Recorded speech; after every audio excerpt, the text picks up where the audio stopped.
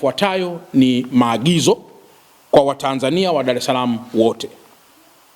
Wapo baadhi ya watu ambao wanamiliki silaha kisheria, lakini kwa bahati mbaya sana silaha zao hazijalipiwa, kwa maana ya zile tozo za kisheria ambazo hulipiwa kila mwaka, yani vibali, uhuishaji wa vibali vya umiliki wa silaha kila mwaka. Lakini wapo pia baadhi ya wanafamilia ambao wamiliki wa silaha hizo wamefariki, lakini kwa bahati mbaya sana hawajui silaha hizo ziende wapi. Mtu alikuwa anamiliki bastola, alikuwa anamiliki shotgun, sasa bahati mbaya mmiliki huyo amefariki. Sasa wanafamilia wanakuwa hawaelewi silaha hiyo waipeleke wapi. Sasa maelekezo ya kwanza ni kwamba yoyote ambaye anamiliki silaha kisheria, yoyote ambaye anamiliki silaha kisheria ahakikishe kuanzia sasa, tarehe ya leo mpaka kufikia tarehe 30 ya mwezi wa 8, anafika kwenye mamlaka maalum kuhakikiwa silaha yake na kuilipia vibali vyote ambavyo vinatakiwa kama mchakato wa kisheria wa kuhuisha umiliki wa silaha hiyo kisheria. Kwa wale wote ambao wanamiliki silaha kisheria na kwa bahati mbaya sana katika hali ya kujisahau au pengine kutokuwa na uelewa kuimiliki silaha hiyo bila kuilipia vibali vyake kwa mujibu wa taratibu na sheria, wafike kwenye mamlaka zinazohusika waweze kuanza haraka sana mara moja kuweza kulipia vibali hivyo, lakini zaidi pia kuweza kuhakikiwa umiliki wa silaha zao kabla operation maalum haijaanza kwa kila mmoja. Lakini jambo jingine, kwa wale ambao wamefiwa na wale waliokuwa wakimiliki silaha hizo, wahakikishe michakato ya urithi inapoendelea, silaha hizo zinawasilishwa kwa jeshi la polisi ama kwenye kituo chochote cha polisi kilicho karibu nao, ili waweze kupata maelezo mafupi kuhusu namna ya uhifadhi wa silaha hiyo mpaka pale michakato ya urithi itakapokamilika. Kwa wale ambao ndugu zao wamefariki, wameacha silaha na vibali maalum vya umiliki kwa hiari yao, basi wafanye haya ambayo nimeyatangaza. Wale ambao wanamiliki silaha kinyume cha sheria, mtu labda alikuwa ni kibaka, aliiba begi akidhani kuna hela, kujilichungulia begi kuna silaha, akaamua kwenda nayo nyumbani au kuitupa na vitu vingine vya namna hiyo. Wale wamiliki wote wanaomiliki silaha kinyume na sheria wahakikishe silaha hizo wanaziwasilisha wao wenyewe pasipo kutafutwa na mtu yoyote. Watakapotafutwa na mtu yoyote wakapatikana na silaha hizo kinyume na utaratibu, sheria kali zitakuwa chini yao. Kwa nitangaza tena rasmi kwamba kwa wale wote ambao wanamiliki silaha wasikilize tangazo hili.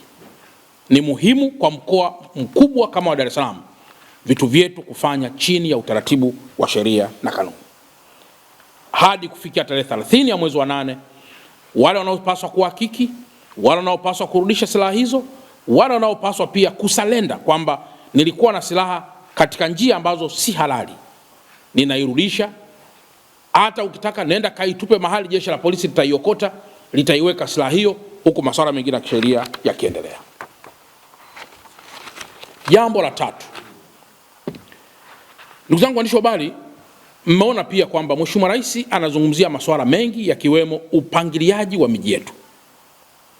Siku chache zilizopita tulikuwa pamoja pia tukifanya kazi maalum ya kusikiliza maoni ya Watanzania wa Dar es Salaam na hasa malalamiko kuhusu foleni zilizozidi katika kila barabara. Foleni hizi tumeona kwamba zinasababishwa na vitu vingi, lakini moja ya jambo ambalo pia linasababisha foleni sio kuwepo kwa malori mengi. Hapana, hilo inawezekana ikawa ni sababu, lakini uholela wa parking za malori unasababisha pia foleni. Unaweza kuwa na malori mengi yaliyo kwenye utaratibu, no problem, lakini ukiwa na malori mengi ambayo parking zake ziko kiholela, hiyo ni problem. Kwa tuna problem ya kwanza kubwa ya kila mahali ukipita lori na park. Kwa mfano sasa hivi na watuma mnaweza mkwenda barabara ile ni Mandela Road ambao huwa wanaita hii barabara inayokwenda Baraza la Maaskofu. Kutoka kwenye ile daraja la flyover kwenda mpaka kipande cha baraza la maaskofu, mtakuta kuna malori ambayo yamepaki pale. Kama yamepaki kwa muda mfupi, basi ni miezi miwili, kwa sababu mpaka nyasi zinaota kwenye matairi. Manake hiyo ni kigezo kwamba mtu alishalipaki hapo akijua Dar es Salaam ni mji wa kila moja kujifanyia anachokitaka, na akaondoka. Hata kama gari lilikosa betri akaliacha hapo, hatujui huyo mtu yupo hai au alikufa, ni Mtanzania au sio Mtanzania. Sasa uholela pia wa parking za malori unapelekea foleni ambazo hazina maana. Kwa muda mrefu pia mmeona kuna makundi ambayo huwa yanaibuka yanasema tarehe 7 kuna maandamano, tarehe 2 tunafanya hivi, tarehe 3 tunafanya namna ile. Nimeona pia nitoe nafasi hii kuwaeleza kwamba hali ya usalama wa mkoa wa Dar es Salaam inaridhisha. Hali ya usalama mkoa wa Dar es Salaam inaridhisha. Hii haimaanishi kuwa sasa hakuna kibaka, hapana. Vibaka wa kudokoa, vibaka wa kuiba, vibaka wa kutishia wanakuwepo. Lakini nilipongeze tena jeshi la polisi kwamba limeendelea kuchukua hatua madhubuti ili kuhakikisha kwamba Watanzania wa Dar es Salaam wote wanabaki kuwa salama. Yapo baadhi ya maeneo machache wananchi wameendelea kujichukulia sheria mkononi. Kwa mfano, kuweza kujeruhi, wakati fulani hata kuua kwa kutumia vitu vyenye ncha kali au hata silaha. Jeshi la polisi kanda maalum ya Dar es Salaam chini ya SACP Mlilo pamoja na kamati ya usalama kwa ujumla ya mkoa na zile za wilaya zote, kwa kushirikiana na vyombo vyote vya usalama, tunaendelea kumonita hali ya kiusalama katika mkoa wetu ili uwekezaji ambao umekushafanywa uendelee kuwa na tija pasipo viashiria vyovyote vya uvunjifu wa amani. Barabara ya Mandela Road, barabara Kilwa Road au wengine mnaita barabara Nyerere Road. Barabara hizi zote tarehe 17 mwezi wa 8 ya mwaka 2026 tutaendelea na operesheni maalum. Wamiliki wote wa magari haya wa ndani ya taifa letu au hata nje ya taifa letu wahakikishe malori haya yanawekwa kwenye parking zao au yanaondolewa kwenye road reserves, ambazo tarehe 17 mwezi wa 8 tunaanza kufanya marekebisho kwenye baadhi ya barabara, na hasa katika kutanua hizi service road ili ziweze kutumika vizuri na watu wengine na sio malori tu. Kwa hiyo tarehe 17 mwezi wa 8, kwa yule ambaye ataendelea kuwa na lori lililopaki hapo atachukuliwa sheria, ikiwa ni pamoja na gari lake kupelekwa kwenye parking maalum na kuja kulipa fidia maalum. Tarehe 17 ya mwezi wa 8. Yoyote mwenye anayesikia asikie. Utaratibu, ndugu zangu waandishi wa habari, uko namna hii kwamba unaponunua lori lako hakikisha una parking yake. Leo kuna sheria maalum inayosema ili uwe na ICD au uwe na zile empty containers depots lazima uwe na si chini ya square meter 1040, ambazo kwa lugha nyepesi ni kama eka 9 mpaka eka 10 ambazo tunapaswa kuwa nazo. Sasa kiutaratibu ni kwamba je, eka hizi ni kwa ajili ya kitu gani? Tunaashumu kwamba kama ni eka 8 basi angalau eka 3 zitumike kwa ajili ya parking ya magari yako. Kupaki magari kwenye road reserves huko nje na kuyazagasha magari namna hiyo, manake ni kwamba ni kuutumia mji na fursa zake vibaya na sio kisheria. Napenda uwekezaji, lakini nauchukia uwekezaji usiofuata sheria. Na upenda uwekezaji, lakini nauchukia uwekezaji ambao unakwenda kinyume na sheria. Pamoja na jambo hili, bado tunaendelea na mazungumzo na wenzetu wa bandari, wa TPA, mamlaka bandari, kuhusu je, tunaweza tukaanza kuyablock magari yote yaanze kuingia katikati ya mji usiku tu kwa ajili ya kwenda kupakia mizigo? Kwa sababu ukiblock magari leo kwamba yasifanye kazi asubuhi, lazima uwe na mawasiliano na moja kwa moja kuhusu kule anako kwenda. Je, bandari imejiweka sawa kwa namna gani ili kuweza kufanya kazi kwa usiku na sio kwa asubuhi? Sasa hili linahitaji mjadala mpana ambao bado tunaendelea nalo, ili tuweze pia kuangalia uingizaji wa magari katikati ya mji kwa wito maalum, kwamba wanapaki Mlandizi, wanapaki sehemu nyingine zote huko upande wa Pwani, halafu wanaitwa kwa wito maalum magari yaingie moja kwa moja upande wa bandarini ili kwenda kuchukua mizigo. Hii pia itasaidia baadhi ya Watanzania, au itasaidia kwa Watanzania wengi kuto kuendea tena malalamiko yanayohusiana na masuala ya foleni nyingi ambazo zimezidi kipimo. Jambo la 4. Ndugu waandishi wa habari, leo tuna stendi kubwa sana pale wilaya ya Ubungo, eneo la Mbezi. Stendi yetu ile imejengwa kwa zaidi ya bilioni 54. Ni stendi ambayo ni bora na pengine kuliko stendi yoyote Tanzania. Ina uwezo wa kuchukua magari mengi kwa pamoja, lakini kwa bahati mbaya sana mabasi mengi hayako pale, yamekuja kuzagaa upande wa Shekilango na hii barabara ambayo inakuja mpaka Magomeni. Kwa mujibu wa taarifa za LATRA, zipo kampuni 6 ambazo zilipewa kibali maalum cha cooperate mabasi yao na huduma zao, ikiwa ni pamoja na kujenga stendi ndogo kwenye maeneo kama vile maeneo ya Manzese na maeneo mengineyo. Kampuni hizi 6 zinaendelea na kazi yao, lakini kwa wengine wote hawana vibali ambavyo vinawataka cooperate stendi hizo nje na stendi ya Magufuli. Wito wangu, kuanzia tarehe ya leo, tarehe 11 ya mwezi wa 8 2026 mpaka kufikia tarehe 17, yani siku ya Jumatatu, wale wote ambao hawana vibali vya cooperate stendi zao katikati ya miji warudishe mabasi yao Ubungo.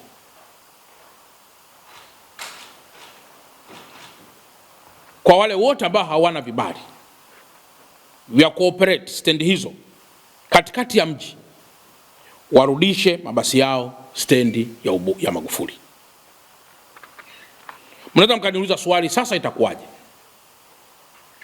Ukipanda ndege hapa shirika la Tanzania ATCL, na ukapanda pia ndege za Precision, au ukapanda shirika jingine lolote lile, unaelekea Kilimanjaro au unaelekea Arusha, ukitua uwanja wa Kia kuna shuttle ambayo inakushato kwenda Moshi au inakushato kwenda Arusha. Lakini ndege haiendi Arusha, kwa maana haitui katikati ya Arusha ama haiendi kutua katikati ya Moshi. Kwa lugha nyepesi, mabasi haya yote makubwa yanapaswa kuwa na shuttle, kwa maana mabasi madogo madogo ambayo yatawachukua abiria wao kutoka stendi ya Magufuli kuwaingiza katikati ya mji kwenye stendi zao, kama sehemu ya huduma bora wanayotarajia kuitoa kwa watu wao. Kitendo cha kwanza kuyaingiza mabasi katikati ya mji, maana yake moja ni kusababisha foleni, jambo la kwanza. Lakini jambo la pili ni kunyang'anya fursa za bodaboda, za bajaji, za daladala, za mwendo kasi na kadhalika. Na leo hii bahati nzuri tumeiconnect mwendo kasi na stendi ya Magufuli. Kwa hiyo ili kuto kuleta conflict of interest katika kupakia abiria, basi kubwa ni muhimu likaleta abiria kutoka mikoani likaishia pale stendi ya Magufuli, na mabasi madogo madogo yanayobeba abiria kwa kufanya biashara zao za kubeba abiria, whether ni gari ya mwendo kasi ama ni basi la kawaida ama ni bajaji ama ni pikipiki na vitu vingine, waweze pia kupata wateja wanaoshuka kwenye mabasi hayo. Kwa kumchukua abiria na basi moja kwa moja kumleta katikati ya mji ni kumdhoofisha mfanyabiashara wa biashara za ubebaji wa abiria kwenye hiyo logistics and transportation chain ambayo tunaizungumzia. Kwa kutoka tarehe ya leo mpaka tarehe 17, anayesikia tangazo hili, mabasi yote yaliyoko Shekilango yenyewe na wamiliki wao waanze kupaki stendi ya Magufuli. Mnaweza pia kuniuliza swali, sasa gereji wataendaje? No problem kuhusu gereji. Gereji waende vizuri, lakini kamwe magari yao yasiwe kwenye uso wa barabara kuu. Na mnakumbuka kwamba kuna issue za magereji hapa yataendelea muda pia sio mrefu, ili pia tuweze kufikia hitimisho hilo. Na hizi kampuni 6 sitaki kuzitaja kwa majina, lakini kuanzia Jumatatu kwenda mbele nitazitaja tena kwa majina kwa zile ambazo 6. Lakini na hizo 6 vibali vitakapokuwa vimekwisha LATRA ni marufuku kuuisha vibali hivyo ili magari yote yaanzie stendi ya Magufuli kuja moja kwa moja upande wa pili.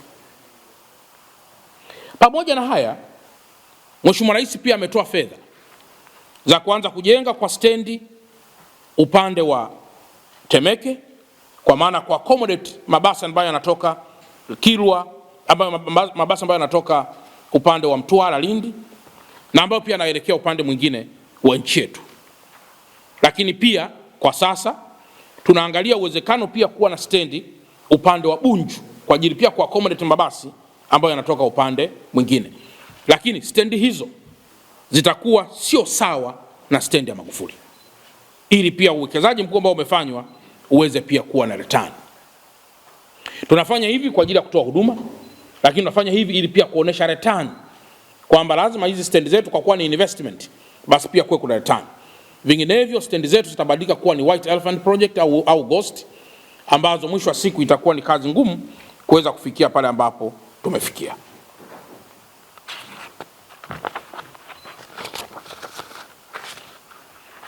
Ndugu waandishi wa habari, pia tuna maelekezo maalum ya Mheshimiwa Rais kuhusiana na uendelezaji wa upangaji wa miji yetu. Na juzi wakati anafungua mwendokasi, barabara mwendokasi na operation pia mwendokasi, alizungumzia pia kuhusiana na uendelezaji wa miji yetu. Naomba pia nitoe taarifa kwamba mji wetu kwa sasa kwa kweli unahitaji kupangwa upya. Mkipita kila mahali sewage system haijakaa vizuri, lakini mkipita kila mahali unakuta ni giza, hakuna kamera, hakuna taa. Lakini pia mkipita mahali mnakuta wakati wa mvua wananchi wasio na akili timamu wanafungulia vinyesi kutoka kwenye majengo yao, vinakwenda kuunganishwa kwenye storm water system, kwa maana ya mifumo ya maji ya mvua. Sasa huu ni ujinga mkubwa sana ambao haupaswi kufumbiwa macho, na wanafanya sana tabia hii Upanga, Kariakoo na baadhi ya maeneo, kufungulia haya maji machafu ya vinyesi kutoka kwenye majengo yao ili aweze kutiririka kwenye storm water system au kutiririka kwenye mifumo mingine. Kwa hiyo ukipita wakati wa mvua ni harufu kubwa sana. Sasa mji wetu huu unatakiwa pia kupangwa upya, na ndio maana leo mnakuta kila tukiamka baa inaota hapa, kanisa linaota hapa, sijui nini kinaota hapa, stendi inaota hapa. Manake ni kwamba tuwezi kuendesha mji katika hali hiyo kubwa ya holela. Kwa kushirikiana na Wizara ya Ardhi na kwa kushirikiana na Mheshimiwa Waziri Akwilapo ambaye ni waziri wa ardhi kwa sasa, mkoa wetu unaunga mkono juhudi za moja kwa moja za kuhakikisha mji wetu unapangwa upya kwa kushirikiana na serikali na mkono wa private sector. Tumeona jitihada hizi upande wa Sinza na tumeona pia maeneo mengineyo. Sasa katika sisi wananchi wa mkoa wa Dar es Salaam na hasa viongozi, sisi tutaunda timu maalum ya kutupa ushauri, consultants, wataalamu kutoka chuo cha ardhi,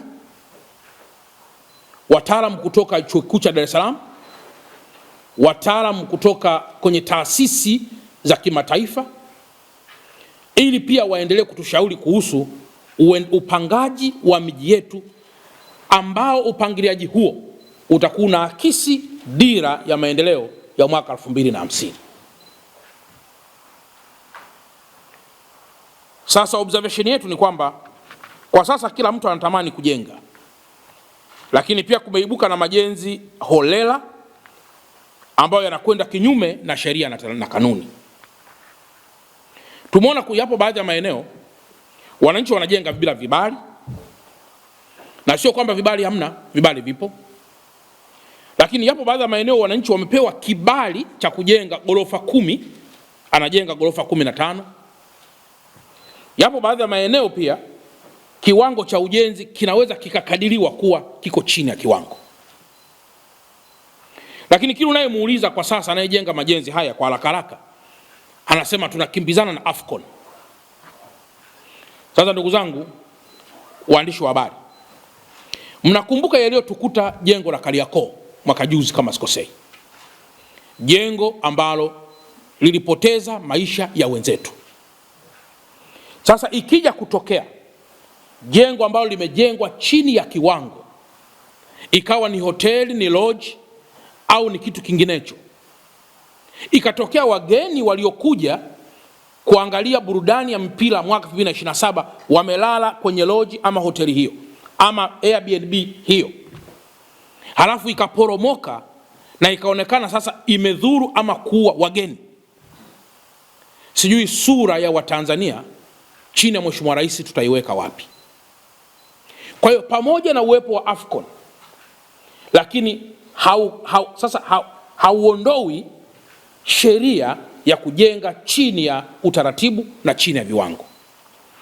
Kwa mantiki hiyo, operation maalum inaendelea kusimamisha, kutoa onyo na kuchukua hatua kali dhidi ya wale wote ambao wamekiuka vibali vya majenzi. Lakini toe wito pia kwa watu wa ERB, kwa watu wa CRB na watu wa AQRB. Hapa tunazungumzia bodi ya quantity surveyors, tunazungumzia bodi ya engineers na tunazungumzia bodi ya contractors. Hawa wote wanao wajibu wa kusaidia uongozi wa mkoa katika majenzi ambayo yanaendelea na kujithibitishia kuwa jengo hili ni bora au sio bora. CRB ni Contractors Registration Board, wanawasimamia makandarasi wote nchini.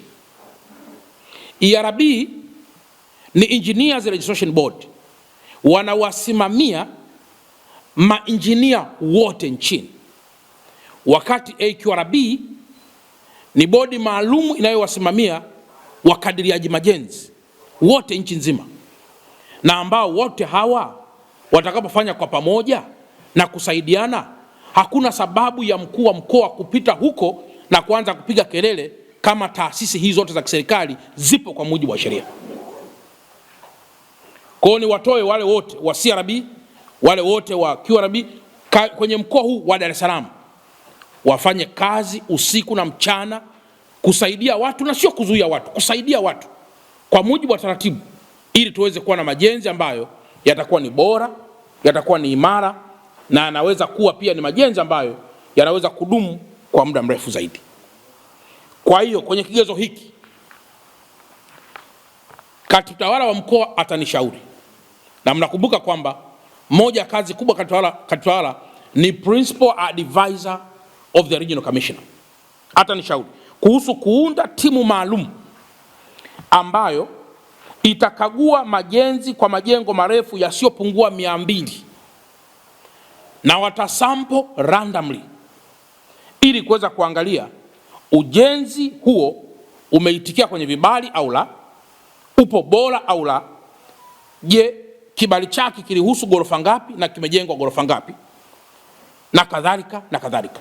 Kwa mantiki hiyo, tutakuwa na timu sasa maalum kutoka chuo cha ardhi, kutoka chuo cha DIT, kutoka chuo kikuu cha Dar es Salaam College ya Engineering, pamoja na wataalamu wengine, pamoja na wataalamu wa TAKUKURU na kutoka vyombo vingine vyote vya serikali, kupita kwenye baadhi ya majengo na kusample randomly na kuweza kuangalia kama majenzi hayo yako chini ya vibali, yana ubora ama yana ubora, na nini kifanyike kwa haraka kabla tujaribu mji wetu. Nafahamu wapo baadhi ya watu tukianza operations hizi wanakimbilia kwenye mambo ya rushwa. Sasa nadhani tutapata majawabu. Kati ya mimi mkuu wa mkoa niliyesimamisha ujenzi na wewe ambaye umekiuka ujenzi wa kibali, kati ya mimi na wewe nani mla rushwa? Nadhani hapo ndio majibu utakuja kuyapata. Kati aliyesimamisha na yule ambaye amepewa kibali cha kujenga lakini amekiuka, mimi na wewe nani atakuwa ni mla rushwa? Lakini jambo jingine ambalo ni kubwa, mnakumbuka kwamba nchi yetu mwaka juzi kulikuwa kuna mgomo fulani, na hapo upande wa Kariakoo na sehemu zingine, na moja malalamiko yao yalikuwa ni wafanyabiashara wa kigeni kufanya kazi za uchuuzi upande wa Kariakoo na baadhi ya maeneo. Serikali kupitia Mheshimiwa Rais wameandaa blueprint ambayo inatoa maelekezo maalum kwa wageni wote kuhusu uwekezaji ndani ya taifa letu. Ili uwekezaji uwe endelevu, cha kwanza lazima kuwe na viashiria vya uendelevu. Lakini mgeni yoyote anapokuja ndani ya taifa letu lazima kuwe na principles na taratibu zote za yeye namna kuja kuwekeza hapa. Lakini leo hii unamkuta mgeni anauza mgahawa, mgeni amefungua kioski, mgeni yuko Kariakoo anauza duka la nguo, anauza duka la simu na ameshika na kitarumbeta akitoa matangazo. Yaani mgeni amekuja kutangaza matangazo hapa Dar es Salaam. Lakini vile vile pia unawakuta wafanyabiashara wengine pia leo wameanza kufanya mpaka biashara vingine. Kwa mfano, sitataja watu. Sasa hivi kuna tabia ya baadhi ya wafanyabiashara wa kigeni wanakwenda kwenye taifa, wanazalisha bidhaa. Inakuja bidhaa hizo zinaletwa na shipping line za kwao. Zikifika hapa wanakuwa wao wenyewe wana makampuni ya clearing and forwarding, wao wenyewe wanaiclear na kuitoa mizigo. Magari ambayo yanabeba mizigo kutoka bandarini ni ya kwao, na magari yanayobeba mizigo hiyo kwenda kwenye magodauni yale ni ya kwao, na kule kwenye magodauni wanauza leja na jumla bila kulipa kodi ya serikali. Natangaza pia kwamba kutakuwa na operation maalum. I wish like ningekuwa najua Kichina, Kireno, Kiajemi, nizungumze kwa hizi lugha ili wafanyabiashara wachuuzi kutoka kwenye mataifa mbalimbali duniani waelewe kwamba Watanzania wanapaswa kubaki na fursa gani na wageni wabaki na fursa gani. Sasa mimi kama mkuu wa mkoa wa Dar es Salaam siwezi pia kuruhusu wana Dar es Salaam walalamike kuhusu hili ambalo limenyooka kabisa. Kwa hiyo kuanzia tarehe 17 pia mimi mwenyewe mkuu wa mkoa tutaendesha pia operation maalum ya kuhakikisha kwamba mfanyabiashara yoyote wa kigeni anabaki kwenye taratibu za kuwa mwekezaji na sio mchuuzi. Ili zile taratibu za kuuza viatu, kuuza nguo, kuuza kofia, kuuza miwani, kuuza vitu gani, zibaki fursa hizo kwa Watanzania wenyewe na wana Dar es Salaam wenyewe. Kama tunahitaji kufungua duka la dawa, hatutarajii hata kidogo tutamkuta mgeni amekwenda kufungua duka la dawa, bali tutamuona mgeni amekwenda kufungua kiwanda cha dawa ili sisi tukanunue madawa kutoka kwenye kiwanda. Hatutarajii kumuona mgeni amefungua duka anauza TV.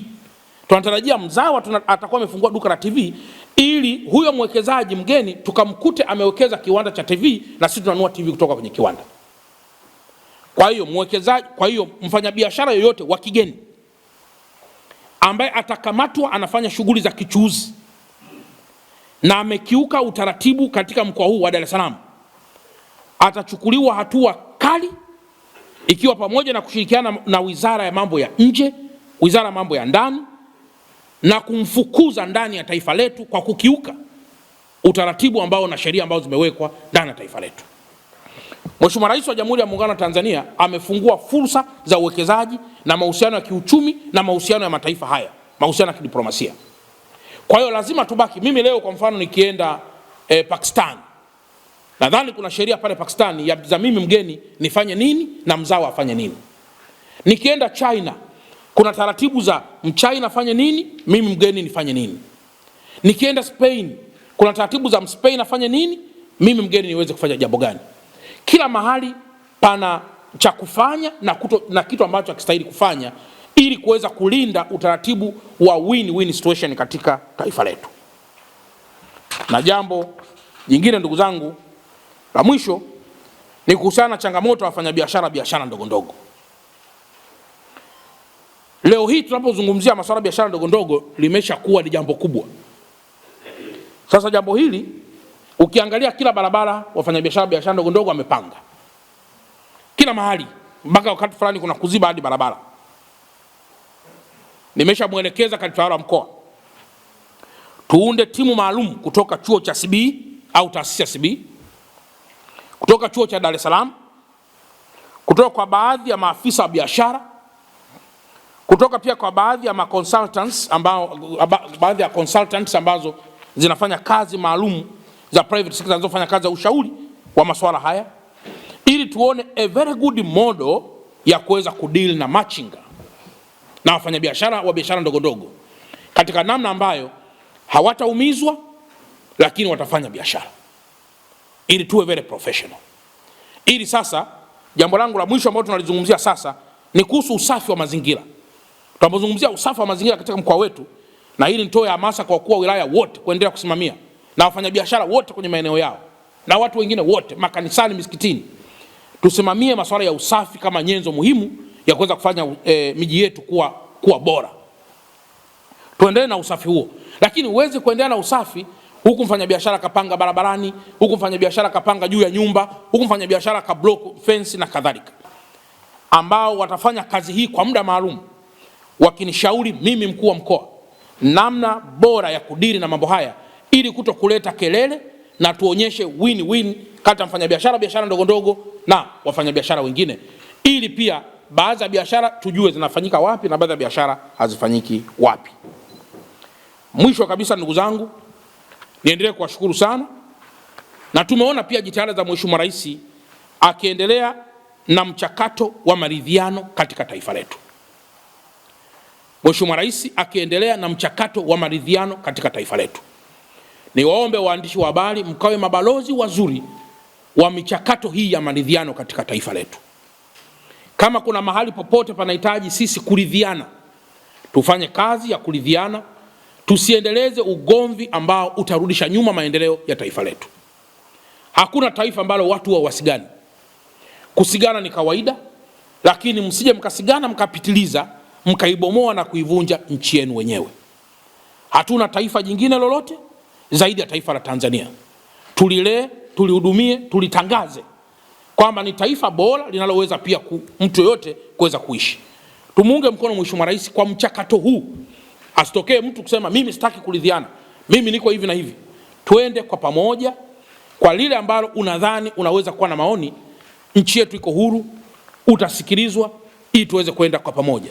Vijana wenzangu wa mkoa wa Dar es Salaam, juzi pale kwenye moja speech yangu nilisema the early birds catches worms, kwamba ningezungumza kwa Kihehe ningeweza kusema Ilongwe ya Enyulweru. Ningezungumza kwa Kiswahili ningesema kwamba ndege wa alfajiri sana huweza kuzipata fursa, kwa maana ya mtu akienda asubuhi sana anaweza kupata fursa. Asubuhi sana maana yake nini? Ni kwamba Dar es Salaam fursa zipo, tuzichangamkie kuliko pengine hata mkoa mwingine wote. Tuache mabishano madogo madogo ili kuweza kwenda sambamba na mji wetu. Baada ya kusema haya, ndugu zanguni, mimi niendelee tena kuwatia moyo ndugu zangu waandishi wa habari, lakini kuwapongeza zaidi kwamba tuendelee na kazi. Kazi hii sio ya Dr. Samia peke yake. Kazi hii sio ya Dr. Nchimbi, kazi hii sio ya Dr. Mwigulu, kazi hii sio ya bunge, kazi hii ni ya Watanzania wote. Tukilea taifa letu katika misingi ya amani, kila mmoja ataishi katika misingi ya amani, kwa sababu hakuna anayepumua akitegemea kanisa, hakuna anayepumua akitegemea msikiti, hakuna anayepumua akitegemea chama cha siasa. Pumzi yako imeumbwa na Mungu mwenyewe, na kwamba lazima uilinde pumzi hiyo ili iwe na tija kwako na kwa kizazi kinachofuata.